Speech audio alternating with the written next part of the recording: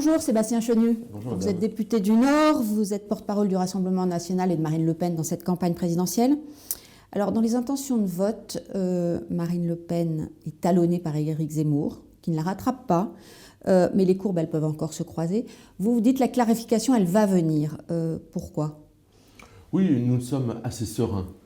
En réalité, nous voyons bien que sur notre... Pas une sérénité de façade, elle s'appuie sur quoi cette sérénité ? Non, d'abord parce que si on regarde, tout le monde regarde les sondages, vous dites les courbes se talonnent mais ne se croisent pas, on voit que sur les traits d'image, c'est-à-dire la façon dont sont perçus les candidats, Marine Le Pen l'emporte très largement sur Éric Zemmour. J'en déduis donc, et nous en déduisons donc, que en fait, Éric Zemmour n'est pas entré dans l'habit non seulement du candidat, mais d'un potentiel homme politique capable de diriger le pays. Il demeure un polémiste qui n'apporte pas les solutions pour le pays, mais simplement qui fait des constats. Il n'empêche que cette percée a été fulgurante, polémiste. Oui, bien sûr, mais d'ailleurs, il y a... Homme politique, bien sûr. Elle est indéniable. Oui, il y a d'ailleurs l'intérêt de la nouveauté. Mais au-delà de ça, il n'y a pas de valeur ajoutée à cette candidature. Et une fois que Éric Zemmour a fait le tour un petit peu des villes pour vendre son livre et répéter inlassablement la même chose, on s'aperçoit qu'il n'y a pas de solution. Or, notre pays, il a besoin, évidemment, de solutions. Il a aussi besoin, je pense, d'une femme politique capable de gouverner. Alors, c'est-à-dire que ça ne s'improvise pas. Ces solutions, vous les destinez notamment, et vous dites, c'est les classes populaires qui, quand elles vont rentrer dans la campagne, vont faire que Marine Le Pen va véritablement s'installer. Vous savez, nous, notre but, c'est rassembler les Français. Et quand Éric Zemmour dit le pouvoir d'achat ne m'intéresse pas, c'est une façon aussi de faire un bras d'honneur aux classes populaires qui sont quand même les premières victimes de la politique d'Emmanuel Macron. Donc c'est vrai qu'on a une conscience sociale très affirmée. Marine Le Pen a une conscience sociale très affirmée, c'est pas nouveau, ça fait longtemps qu'on parle de la France des oubliés, et cette conscience sociale très affirmée, elle s'exprime à travers ce slogan « Rendre aux Français leur pays », c'est-à-dire c'est l'enjeu civilisationnel, et rendre aux Français leur argent. Pouvoir d'achat, en gros, immigration, les deux thèmes majeurs. Mais ces classes populaires, finalement, elles n'ont pas été au rendez-vous véritablement au régional. Pourquoi rentreraient-elles plus dans cette campagne et seraient-elles un soutien à partir de janvier, comme vous semblez le miser ? Oui, parce que les classes populaires, elles ont beaucoup de bon sens, je pense. Et à partir du moment où aux élections régionales, on a expliqué aux Français que les élections régionales ne s'intéressaient nullement à la sécurité, nullement à l'emploi, nullement à l'immigration, et que les préoccupations premières des Français, et en particulier des classes populaires qui sont les premières à subir ça, c'est l'immigration, l'emploi et la sécurité, avec beaucoup de bon sens, elles se sont dit finalement, pour gérer les lycées et les transports, que ce soit les uns ou les autres, ça ne nous intéresse pas. Et là, l'élection présidentielle, qui est l'élection maire, en fait, la bataille maire, eh bien, peut répondre à ces préoccupations de sécurité, d'emploi, d'immigration. Et on pense qu'effectivement, les Français méritent autre chose que ce qu'ils ont subi avec Macron. Vous ne craignez pas une abstention de ces mêmes classes populaires ? Non, et d'ailleurs, c'est notre boulot d'aller expliquer à travers des propositions qu'on a des solutions pour changer les choses. Et puis, vous savez, si Emmanuel Macron venait à être réélu, il serait totalement en roue libre pour continuer de désincarner le pays, continuer de déstabiliser le bel édifice qu'ont construit les Français avec leur travail. Alors, dans le même temps, Marine Le Pen, elle a un discours de rassemblement. Hier, sur France Info, elle était invitée, elle disait « De Zemmour à Montebourg, tous ceux qui croient en la France ont vocation à participer à un gouvernement d'union nationale ». Alors, Éric Zemmour, c'est votre adversaire ou votre futur allié ? C'est un concurrent. Un concurrent parce qu'il fait la même analyse que nous sur l'immigration et sur l'enjeu civilisationnel. Donc il partage un certain nombre de choses avec nous. On a des convergences, puis on a des divergences. Mais nous, et c'est peut-être ce qui nous différencie d'Éric Zemmour, on souhaite rassembler les Français. On ne souhaite pas les diviser. On souhaite faire en sorte que les solutions qu'on propose, elles rassemblent. Et c'est vrai qu'on ne choisit pas entre des gens qui viennent de gauche ou des gens qui viennent de droite, parce que lorsqu'on veut rassembler les Français, on doit s'adresser à tous au-delà de ces vieux clivages qui, sincèrement, ne veulent plus dire grand-chose aujourd'hui. Vous avez des contacts avec lui, avec son entourage ? Non. Aucun ? Non, moi je le connais depuis 20 ans, Éric Zemmour, mais nous n'avons pas de contact aujourd'hui. D'ailleurs, la porte est ouverte. Nous avons toujours dit que s'il voulait venir nous aider à travailler pour construire une alternance à Emmanuel Macron, eh bien, ils étaient les bienvenus. Nous, ce qu'on souhaite, c'est créer une alternance à Emmanuel Macron.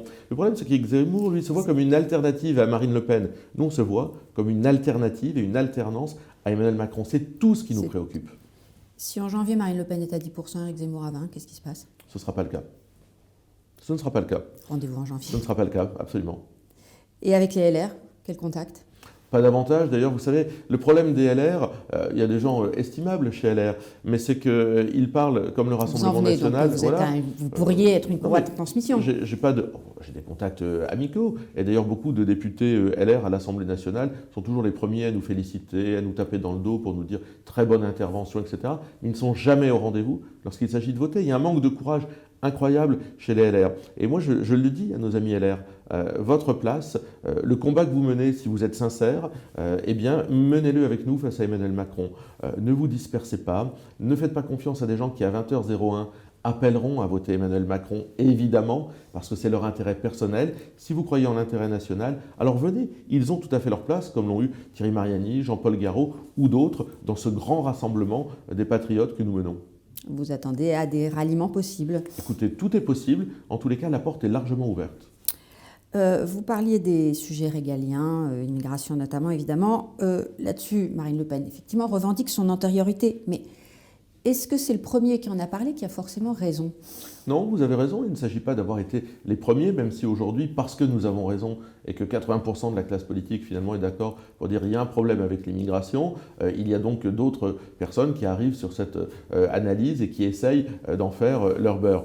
Je pense que ce qui est important, ce sont les solutions, parce que nous avons travaillé ces sujets depuis très longtemps, parce que nous les avons éprouvés à l'épreuve du temps, à l'épreuve des possibilités, nous avons regardé ce qui se faisait aussi ailleurs, nous avons aujourd'hui des solutions qui sont concrètes. Lorsque Marine Le Pen dit qu'elle fera un référendum sur l'immigration, pour évidemment savoir qui peut entrer, qui peut se maintenir, qui doit sortir du pays, comment on devient français, c'est qu'elle met ça évidemment en premier de sa liste de préoccupations. Vous avez une solution pour ce qui se passe à la frontière de la Pologne? Vous savez, je crois que l'enjeu, c'est de faire en sorte de ne pas déstabiliser l'Union européenne. Donc il faut être ferme.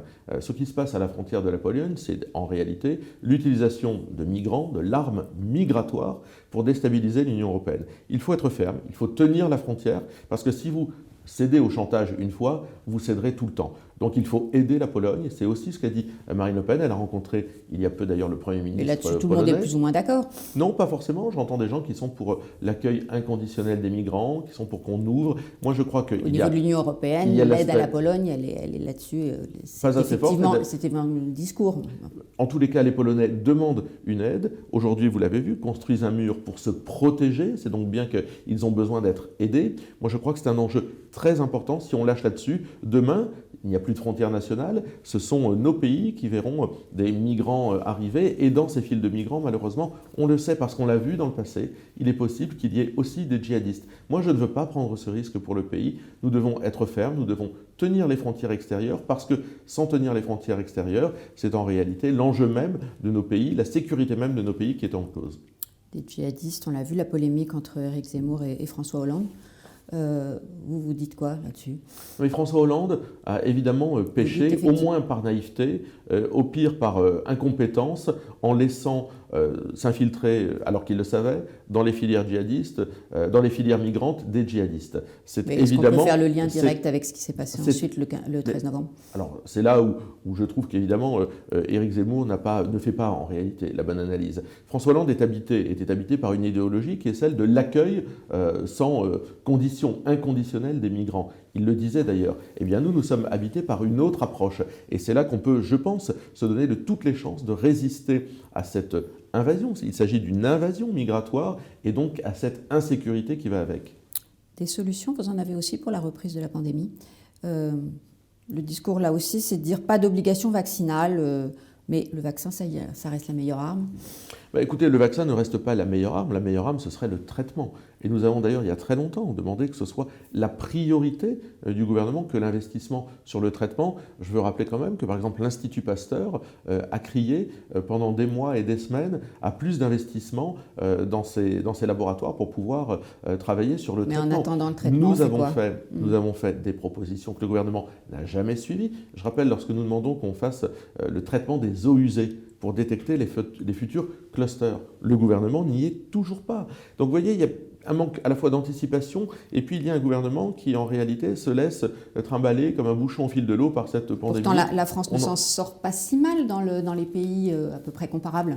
Oui, mais à quel prix, madame? Au prix d'une restriction des libertés, au prix d'un pass sanitaire qui n'en finit pas, au prix d'une 3e dose vaccinale. Et les Français adhèrent à cette politique. Bon, les Français adhèrent parce que sinon leur vie n'est plus possible, parce que sinon ils ne peuvent plus sortir, ils ne peuvent plus se transporter, ils ne peuvent plus aller travailler, comme ces milliers de soignants qui ont été mis à pied. Donc les Français n'adhèrent pas par conviction, ils adhèrent parce que sinon ce gouvernement leur rendra la vie impossible. Le problème dans cette crise, c'est toujours la même chose, c'est que ce gouvernement n'anticipe pas et refuse d'écouter les propositions qui lui sont faites par les oppositions, mais aussi par les scientifiques. Et puis à côté de ça, c'est toujours la même chose. Il y a une forme de liberté avec le vaccin. La vie impossible, est-ce qu'elle est réellement impossible? Elle est beaucoup plus contraignante et elle est impossible pour ceux qui ne souhaitent pas se faire vacciner. Et puis, il y a le problème de l'hôpital public.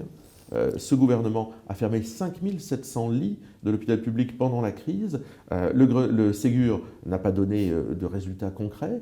Où en sommes-nous aujourd'hui? Le problème de l'hôpital public, il est devant nous, comme celui de la désertification médicale. Des sujets pour la campagne. Des sujets pour la campagne. Merci Sébastien Chenu.